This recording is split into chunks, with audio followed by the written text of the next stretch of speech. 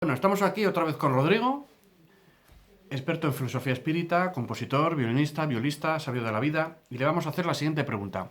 Rodrigo, ¿por qué hay veces que se producen encuentros o hay apariciones de la Virgen o contacto supuestamente con Jesús que vienen a darnos un mensaje en nuestro mundo de los encarnados? ¿Qué lógica tiene eso? ¿Qué misión cumple ese tipo de hechos?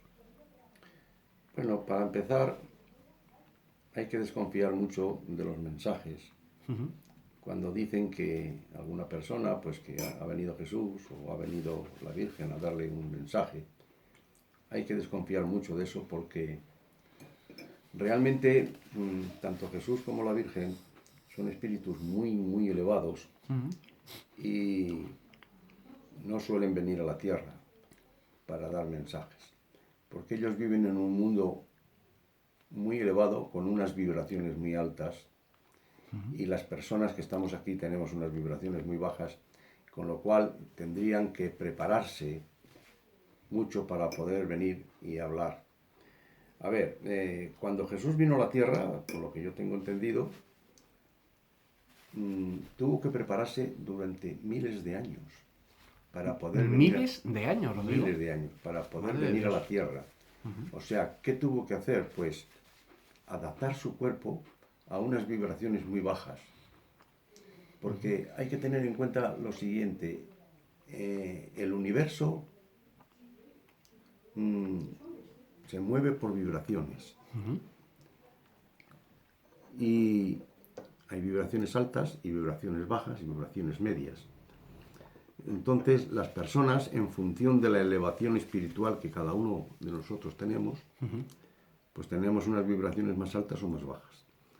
Como decíamos antes, Jesús es un espíritu muy, muy elevado, que sus vibraciones son muy altas. Y para venir a hablar con nosotros, tendría que bajar muchísimo la vibración, con lo cual eso no es nada fácil.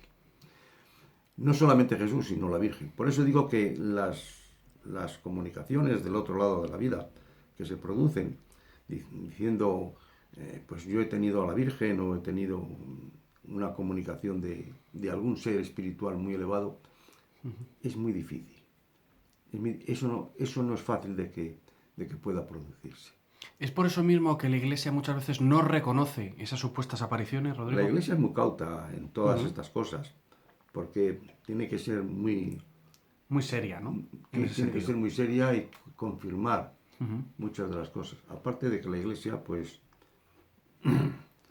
yo no sé si estas cosas que aquí decimos, pues las conoce. Me supongo que sí, porque ellos también tenemos conocimiento de que el Vaticano hace sesiones mediúnicas y tienen comunicación con el otro lado de la vida. Es decir, que ellos son también expertos en esa materia. Se supone. Lo que ocurre es que por cautela o por las razones que sean, Sí, son muy herméticos, o sea, son muy, sí, ¿no? por cautela, por Muy las razones que reservados. sean, no quieren darlo a conocer. Darlo a conocer. Porque, por ejemplo, pues hay otra cosa, a ver si me acuerdo ahora de ella. Por ejemplo, la reencarnación. Pues la Iglesia no admite la reencarnación. Y la reencarnación es un hecho. Pero no la admite porque desmontaría el negocio Bueno, o porque la desconoce. Yo creo que es más lo primero que lo segundo, Rodrigo. desmontaría, pues, Hombre, si hacen sesiones mediúnicas, evidentemente el conocimiento de la reencarnación tiene que estar ahí. Sí, Otra claro. cosa es que no lo reconozcan porque no van a contradecir 2000 años de filosofía no reencarnatoria. Entonces, claro, se ven en una situación muy comprometida. Decir, ahora vamos a cambiar el discurso, ahora vamos a decir que no, que resulta que sí. Tú el otro día, Rodrigo, recitabas, hacías la referencia a un pasaje de la Biblia donde se hablaba precisamente directamente de la reencarnación. Sí, yo Ellos lo sabrán. lo suelo decir Claro. cuando me encuentro con alguno de los católicos y pues suelo decirles, pero hombre, ¿cómo rechazáis el sentido de la reencarnación? Porque Jesús ya les dijo a los apóstoles en una ocasión, les dijo, Elías ha venido y no lo habéis reconocido en el cuerpo de Juan Bautista. Se estaba refiriendo directamente a la reencarnación. Claro. Hombre, pero entonces me imagino que en el Vaticano las altas esferas sabrán que eso es así. Pero Otra luego hay cosa es que no otras, quieran reconocerlo. luego hay otras manifestaciones de Jesús más todavía. Y hay que tener en cuenta que lo que decía Jesús no tenía vuelta de hoja, porque él no se confundía nunca. Y tampoco tenía un interés en engañar a nadie, porque no era su naturaleza. Claro. Eso es lo que te puedo decir. Claro, porque a diferencia de las apariciones verdaderas, luego está, pues digamos, todo el negocio que se puede hacer en torno a los No, incautos y personas aparte de que de esa, mala manera, ¿no? Pues dicen que han contactado con la Virgen o sí, con... aparte de eso, cuando un individuo, un individuo, una serie de ellos reciben alguna cosa extraña, enseguida se atribuye pues a un ser muy superior, como pueda ser la Virgen o pueda ser Jesús. Se atribuye, pero en realidad a lo mejor lo hacen con buena intención, pensando en que eso es así, pero es que eso es muy difícil, como ya hemos dicho, por las vibraciones. Los espíritus muy elevados, que los hay, no vienen a la Tierra si antes no se preparan, porque la Tierra es un lugar de vibraciones muy bajas, donde podríamos decir que hay mucha suciedad espiritual. Mucho karma, ¿no, Rodrigo? Mucha suciedad espiritual, con lo cual ellos se ensuciarían muchísimo. ¿Se puede a veces atribuir a la injerencia de espíritus malos, negativos o maliciosos el hacer creer que se ha contactado con un espíritu elevado?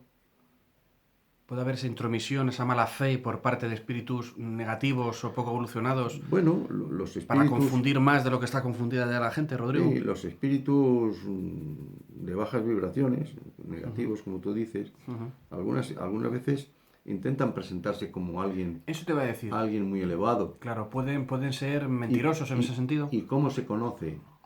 ¿Cómo se conoce la identidad de ellos? Pues se conoce a través de las palabras. Un espíritu elevado, un espíritu amoroso, nunca te puede engañar, no, siempre te dice cosas que te pueden beneficiar. El lenguaje, por ejemplo, el lenguaje que utilizan no es lo mismo que el lenguaje que utilizan, por ejemplo, los espíritus de bajas vibraciones, no es el mismo lenguaje que podría utilizar un espíritu elevado. Y en el tema de milagros o la capacidad de hacer obras asombrosas, solo es atribuible y solo la capacidad solo es de los espíritus elevados. ¿Los espíritus inferiores pueden hacer algo similar, aunque sea para mal? Vamos a ver. Los espíritus, cuando se produce algún milagro, vamos, lo que nosotros llamamos milagros, o se produce algún hecho que le podemos calificar de milagro, normalmente siempre suelen tener, los espíritus elevados siempre suelen tener espíritus de menos elevación para que realicen esas cosas. O sea que, digamos, que como si fueran peones. Sí, tienen encargados, digámoslo así, ¿no? Espirituales, sí. Pero puede haber, el concepto del antimilagro, por decirlo de alguna manera. Es decir, espíritus negativos, malos, que hagan obras también asombrosas, pero que sean para mal, no para bien. ¿Pueden No, ser esos espíritus que se convocan a través de la Ouija, por ejemplo? no, esos No. espíritus siempre son espíritus de bajas vibraciones. Pero que sus obras van a ser asombrosas, pero negativas. No. Un espíritu de bajas vibraciones nunca hace obras asombrosas como tú dices. O sea, asombrosas en el sentido de que nos llamen la atención, pero porque sean muy malas. A eso me refiero. Eso sí, Claro. eso puede ser, pero espíritus de altas vibraciones nunca hacen cosas que vayan en contra de la humanidad. Y Porque si no, no serían sí, altos. claro. Y el milagro en concreto, Rodrigo, porque claro, se habla mucho de cosas que supuestamente han sucedido, son asombrosas, son increíbles. ¿Se podría hablar concretamente de qué es un milagro? En concreto, ¿qué es un milagro? Es decir, ¿cómo se podría definir un milagro espiritualmente hablando? Pues un milagro, la interpretación que yo puedo darle es un hecho completamente sin contestación por parte de los humanos. No tenemos, o sea, un hecho que no tiene explicación Que no tiene explicación científica. desde el punto de vista del conocimiento del ser humano. Exactamente. Eso es. Vale. Por ejemplo, una curación espontánea de una metástasis. por ejemplo. Pues eso, pues por ejemplo, claro. Es decir, que los médicos llegan y dicen, no sé cómo ha sucedido, pero ha sucedido. De esos se han producido varios. Eso se puede denominar milagro. Eso se puede, claro, nosotros lo llamamos milagro, en realidad no es milagro, pero para nosotros sí lo es. Claro. Pero para el mundo espiritual no. Hombre, para el enfermo ponte en el lugar del enfermo, ¿no? Vamos Que sé a que se ver, va a morir mañana y se va a su casa. Cuando una Claro. cosa de esas se produce, es porque efectivamente hay una intervención de los espíritus sabiendo manejar Fluido cósmico universal. el fluido cósmico universal. Claro. Porque ¿de dónde viene todo? Viene todo del fluido cósmico universal. Ten en cuenta que los espíritus que saben manejar esas energías del fluido cósmico, pues las utilizan cuando quieren curar a alguien, las utilizan en favor de la persona, regenerando las células. Y claro, cuando un individuo está enfermo, porque algunas de las células, o muchas de las células están enfermas, no tienen suficiente energía. Cuando la regeneran a través del fluido cósmico universal, pues el individuo sana. Se ha producido aquí, pues, muchos casos. Yo he hablado en otras ocasiones de un caso que se produjo en el centro donde yo acudo, que una señora tenía a su cuñado que estaba en el hospital, enfermo de neumonía, le habían puesto numerosos tratamientos y no había dado resultado ninguno. Al final tuvieron que abrirle un agujero en la garganta para que pudiera respirar y como tampoco dio resultado, pues llamaron a los familiares para que le dieran el permiso para desconectar al enfermo. El enfermo, pues al cabo del tiempo, cuando le iban a desconectar, antes de ello, habló una persona del centro, habló con un espíritu naturalmente elevado, y le preguntó qué iba a pasar con su cuñado, si se iba a morir o iba a quedar, o qué iba a pasar. Entonces le dijeron, no, dice, este hombre, este hermano ha sido llamado aquí porque hay que tener en cuenta que nos llaman en sueños. Nuestro espíritu nos lleva en sueños al mundo espiritual. Por eso digo que fue llamado y se le preguntó al enfermo que qué quería, si quería quedarse en la tierra o quería venir al mundo espiritual. Y el enfermo dijo que tenía 2 hijas a las que quería cuidar todavía y que quería quedarse en la tierra. Entonces le pregunta la señora del centro, le pregunta al espíritu y le dice, entonces, ¿qué va a pasar?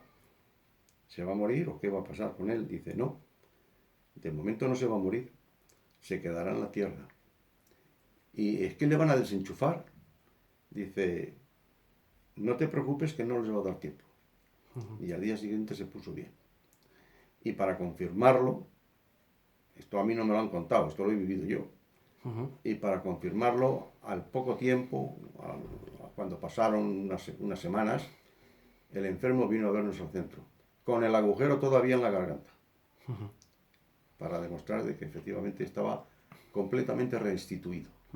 ¿Y qué se le puede decir a esas personas, Rodrigo, que dicen que, claro, que no son muy creyentes o nada creyentes y dicen, hombre, pues ya que la Virgen se aparece, pues se podría aparecer al presidente del gobierno para darle la solución de nuestros problemas?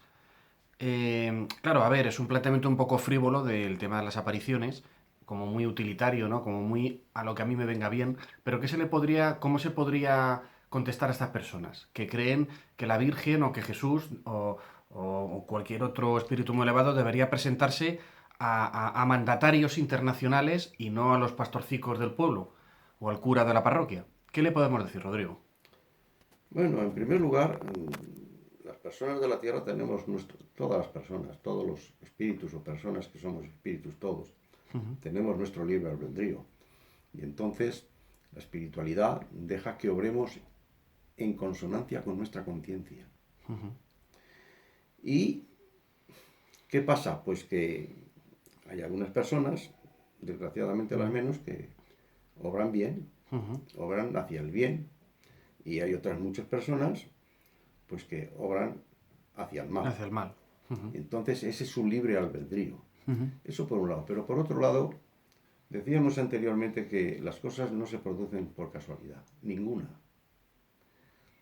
Todo individuo que pasa por una serie de situaciones penosas es porque tiene que pasar por ello, como consecuencia de sus errores cometidos anteriormente, que pueden ser errores inmediatos cometidos o pueden ser errores cometidos muy lejanos en el tiempo, de otras vidas, por ejemplo, pero que al final son errores. Y esa es una forma de no pagar, no sé qué palabra emplear, no solamente de pagar, sino de rescatar esas deudas espirituales que nosotros tenemos.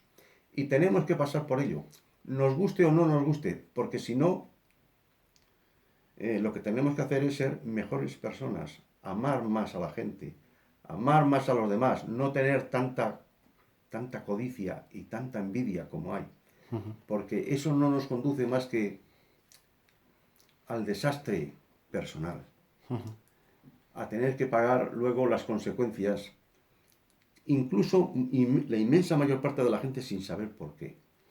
Por eso nos vemos en la obligación de explicar estas cosas, para que la gente para que la gente sepa que cuando se produce un hecho desgraciado, siempre hay un hecho inmoral Detrás. detrás. ¿En esta vida o en vidas anteriores? Exactamente. Claro.